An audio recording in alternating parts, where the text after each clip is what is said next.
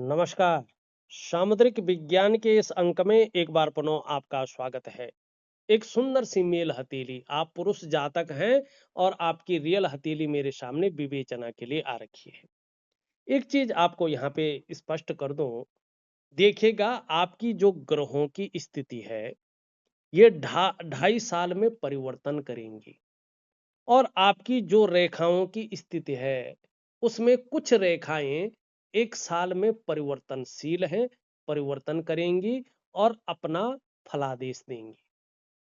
लेकिन आपके जो ग्रहों की स्थिति है, जिससे रेखाएं भी प्रभावित हैं, ये 2.5 साल बाद ही अपना परिवर्तन करेंगी और आपको बेहतरीन फल देंगी। सबसे पहला आपका सवाल है, बिजनेस में हूं, क्या मैं पैसा वाला बन सकता हूं? एक लक्षण, दो लक्षण यहाँ पे बता रहे हैं, एक लक्षण आधा और एक लक्षण पूरा। सबसे पहला बिजनेस और उसको लेके देख ले। ये उंगली अगर आप देखेंगे, बुध की उंगली है और आपकी सूर्य की उंगली के पहले पौरवे से बड़ी है, इसको बहुत अच्छा माना गया है यहाँ पे। दूसरी सूर्य की उंगली देखेंगे तो आपकी इंडेक्स की फिंगर से बड़ी है, बृहस्पति की उंगली से, और मिडिल फिंगर शनि की उंगली से छोटी है। लेकिन जिस प्रकार से देवगुरु बृहस्पति इसके साथ यहाँ पे पुष्ट और सुंदर अवस्था में होना चाहिए था, उस तरह से नहीं है। लेकिन फिर भी ये यहाँ पे हथेली में बनने वाला जो सबसे बड़ा राजयोग है, उसको बना रहा है बुद्धादित्य राजयोग। जब भी किसी व्यक्ति की हथेली में बुद्धादित्य राजयोग बनता है, अगर ऐसा व्यक्ति सही समय पर, समय रहते अपने लक्ष्य का निर्धारण कर लेता है, अपनी मेहनत को दुगना बढ़ा लेता है और एकाग्रता के साथ उस लक्ष्य की प्राप्ति की ओर आगे बढ़ता है, तो ऐसे लोगों को सरकारी नौकरी या इससे संबंधित क्षेत्रों में कार्य मिलता है। ये कामयाबी को हासिल करते हैं खास करके देवगुरु बृहस्पति से संबंधित क्षेत्रों में। शिक्षा का क्षेत्र है, इंजीनियरिंग का क्षेत्र है, चिकित्सा का क्षेत्र है, मैनेजमेंट का क्षेत्र है, वाणिज्य का है, कानून का है और कुछ मामलों में राजनीति का क्षेत्र है। अगर 1% ऐसा व्यक्ति सरकारी नौकरी या इससे संबंधित क्षेत्र में कार्य न कर पाया, फिर ऐसे लोग 90% मामले में अपने व्यापार में जाते हैं और व्यापार में उत्कृष्टता को प्राप्त करते हैं, व्यापार के कारण जाने जाते हैं और व्यापार के कारण ही इनकी एक पहचान बनती है, एक ब्रांड बनकर ये उभरते हैं। तो यहाँ पे इस राजयोग ने आपको व्यापार दिया है। अब हथेली में कई चीजें ऐसी हैं कि एक ब्रांड बनकर अभी आप उभर नहीं पा रहे हैं। जिस स्थिति में आपको एक उच्च स्तरीय उत्कृष्ट व्यापारी होना चाहिए था, वो नहीं दिखाई दे रहे। आगे बनेंगे ये निश्चित है। अब आपने यहाँ पे देखो, बुद्धादित्य राजयोग के कारण व्यापार में आए हैं। न तो आप सरकारी नौकरी या इससे संबंधित क्षेत्र में होते, तो राजयोग ने आपको फायदा दिया ना, व्यापार में है। अब आप कह रहे हैं कि पैसों वाला बनूंगा या नहीं, इसके भी एक लक्षण दिखाई दे रहे हैं, लेकिन उस पे काम करना होगा। ये आपका सूर्य है। सूर्य ही आपको पैसों वाला बनाता है। सूर्य ही आपका नाम और यश देता है, एक ब्रांड बनाकर उभारता है, आपके कार्यों को विस्तार और फैलाव देता है। यहाँ पे ध्यान से देखेंगे तो इस प्रकार से जो है एक त्रिकोण बन रहा है, लेकिन स्पष्ट और स्वतंत्र नहीं है अभी। कम से कम 2 से 2.5 साल इसको स्वतंत्र और पुष्ट अवस्था में आने पर ये फल देगा। अभी 2.5 साल लगेंगे इसको, लेकिन बन रहा है, आगे जाके बड़ा फल देगा। देखिएगा, ये त्रिकोण सूर्य पर्वत पर अगर बन जाए तो ये व्यक्ति को बुद्धिमान बनाता ही बनाता है।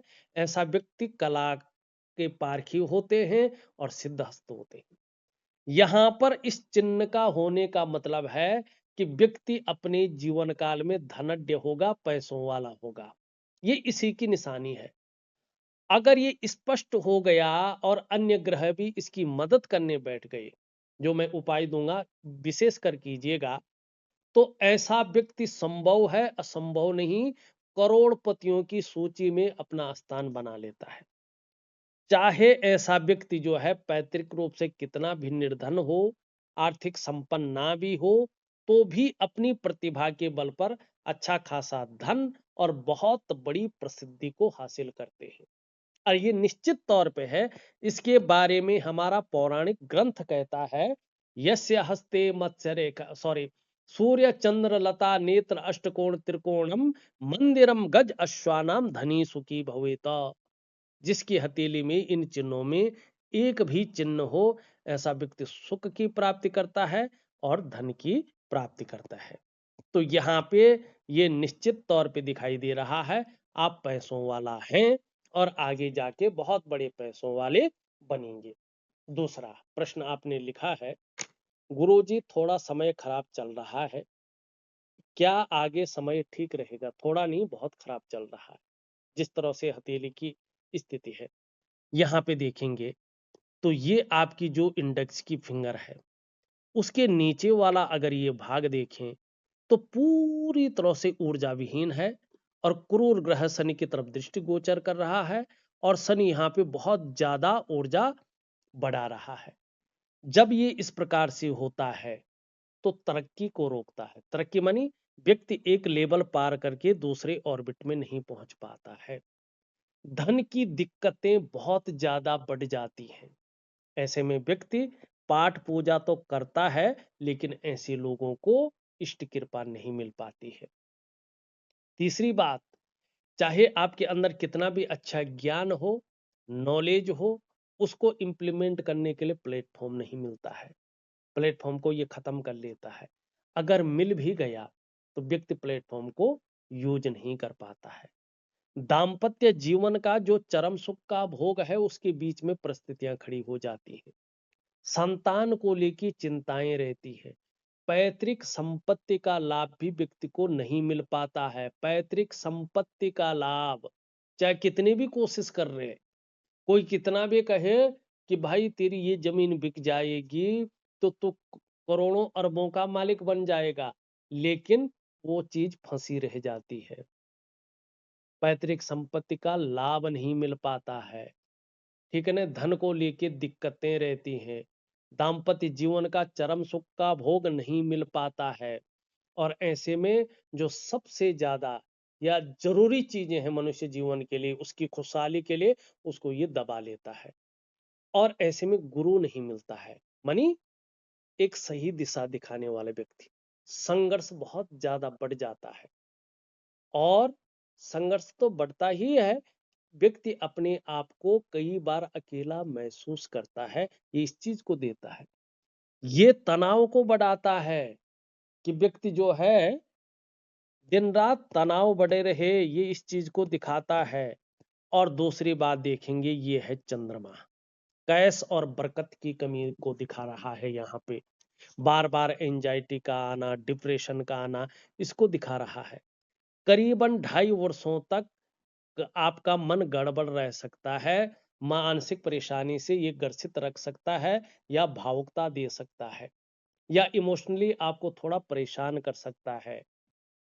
कभी कभी आपका मन अच्छा नहीं रहेगा, मन खराब रह सकता है, मन उच्चाट रह सकता है, मन व्याकुल रह सकता है, काम यहाँ कर रहे मन कहीं और गया हुआ रह सकता है। और मन से सीधा जुड़ा हुआ होता है हमारा डाइजेस्टिव सिस्टम, इसलिए मन खराब होगा तो पेट की दिक्कतें भी आ सकती हैं।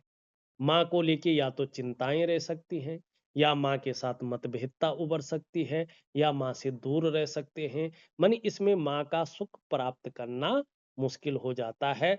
और ये ज्यादा प्रभाव दे तो नींद आने में दिक्कतें रहती हैं। चंद्रमा तन मन धन तीनों का कारक है। ऐसे में तन भी खराब रहता है, मन भी खराब रहता है, और धन के रिजल्ट भी खराब आने शुरू हो जाते हैं। ऐसे में पढ़ाई में लगाया गया पैसा भी वसूल नहीं हो पाता। व्यक्ति पढ़ तो लेता है, लेकिन उसका करियर कहीं और बन जाता है। ठीक है ना। और कई बार ऐसे में व्यक्ति बेवजह ही समाज की नजरों में विलेन बन जाता है। इसका ध्यान रखना है, इसका आपने उपाय करना है। दूसरी बात, ओवर कॉन्फिडेंस में काम न करें। चीजों को बड़ा सोच समझकर फिर उसमें निर्णय लें। चंद्रमा का मस्तिष्क रेखा पे बहुत ज्यादा प्रभाव वर्तमान में पड़ रहा है। इस अवस्था में आप प्रायो बहुत ज्यादा सोचने वाले व्यक्ति हो गए हैं। ज़्यादातर आप हमेशा कल्पनाओं में डूबे रहते हैं। आपका जो मन है, वो भी एकाग्रचित कम हो पा रहा है, लेकिन श्रेष्ठ सफलता आप हासिल करेंगे, इसमें कोई दो राय नहीं है। मैं उपाय दे रहा हूँ, विधिवत तरीके से करें, आपको लाभ होगा। तो इस अंक में बस इतना ही। एक नए अंक के साथ पुनः उपस्थित होऊंगा। तब तक के लिए नमस्कार।